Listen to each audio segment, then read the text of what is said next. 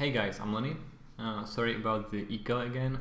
I'm still waiting for my bed to be made, and then I'll probably add a sound soaking stuff onto the wall so there's no echo anymore. Hopefully it's gonna happen in like 2 weeks or 3 weeks. So far you have to bear with me. I have listened to the comments and I have read about the GDX library.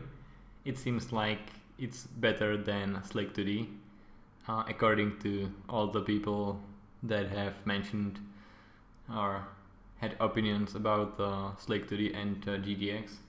Even the guy who supported Slick 2D, the guy who maintained it, said that GDX is the way to go. So I started reading up on GDX and new project was made. It wasn't easy actually.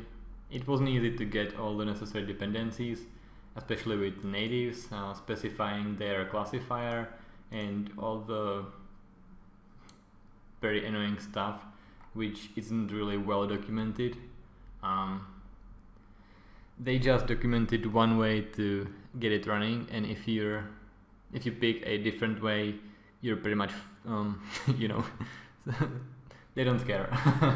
So I had to give it a try and see what I can come up with.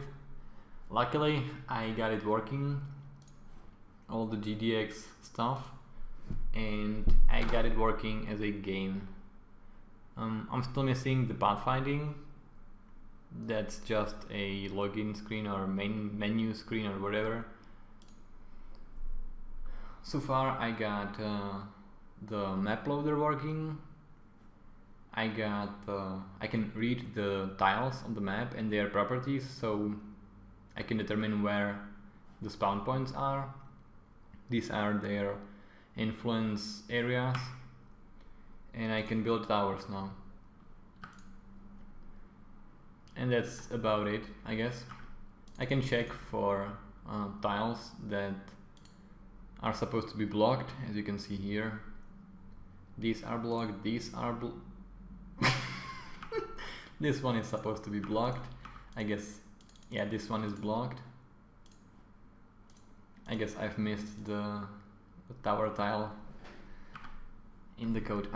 So you can only build in influence, and that's pretty much all I've done so far. I had to do a lot of stuff.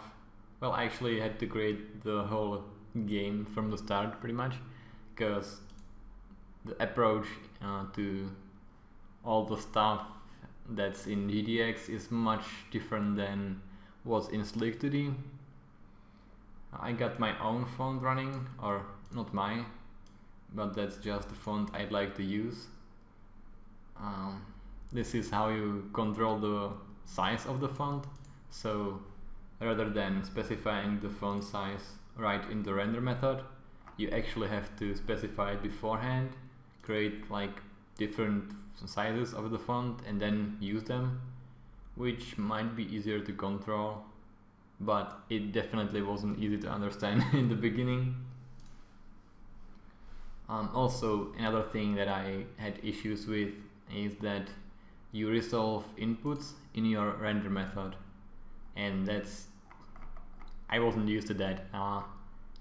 For inputs I always used the update method, which isn't here at all. Also, there is a manager that kind of works with map files, so you don't have to care. You don't care about disposing of the map files. It does it for you. There's some kind of camera settings to make it easier. You can actually set it to isometric. I think there are a few things that actually made me wonder what the hell is going on, because in OpenGL with GDX you got different approach of, well, different way of rendering, or, well, the thing is the coordinate system is not in the left top corner like I was used to, but it's in the bottom left corner. So here's the 0, 0, and then it goes up. So that's that was an awesome moment when I realized that it's different. Luckily for me, it doesn't really matter, because in this game I don't really use the coordinate system. Most of the stuff will be done from the map editor, and the rest will be on the player, so I don't care about that. So the next step is to make or create pathfinding, because GDX, well, there is some indexed A-star pathfinding, I guess. Yeah, but I have no idea how to use it, so I'll either make my own pathfinder, which is gonna be A-star, not indexed. Indexed is better, but I don't care. In this game it doesn't really matter. It will be pretty simple task for the pathfinder. So, but there's really big lack of documentation when it comes to the pathfinding. It's easier to implement it yourself rather than just try to figure it out. I might be missing some of the documentation, but I couldn't really crack it, and that's annoying, because in Slick2D I was done in a matter of minutes, and I had pathfinding working because they actually implemented it. Well, if you know how to use the pathfinding in GDX, let me know. Post some example code. I guess I'll have to recreate it or reinvent the wheel, I guess. What I'm looking for right now is where I'm building the tower. Okay, there's the tower. There's the tower coming down.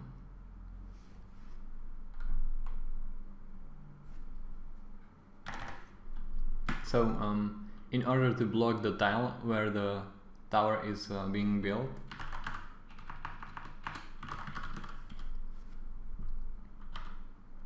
I should set the tile as blocked.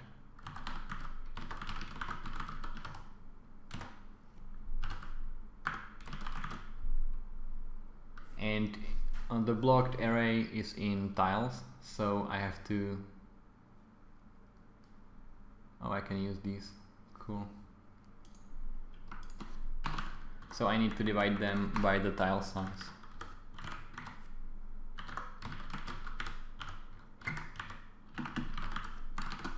And this should block the tile where the tower is built. I need 250 gold to build the tower. The gold income is based on the number of tiles your influence cover. So the more influence you got, the more money is coming to your treasury. Alright, yeah, it's blocked. Alright. So the next step is pathfinding and kinda victory resolution system. I need to revisit the system of capturing your opponent's towers to make it more understandable, I guess, or to make it more clear how it works. Right now I really like that I had to kinda remake the game, because with GDX I could approach different issues in a different way, which was beneficial to me, and it's much easier to maintain this code.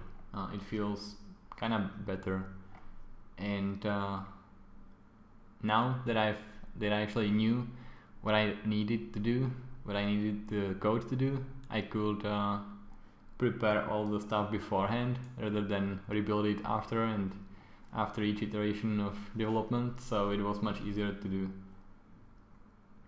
Unfortunately, there's no pathfinding I know of, so yeah, that's not really good for me.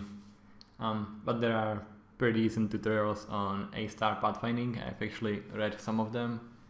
It's not that bad, it's just I don't want to reinvent something that's already done. I'd like to use the most advanced stuff just to get me further. Alright, it's 10 minutes already. So, see you guys next time.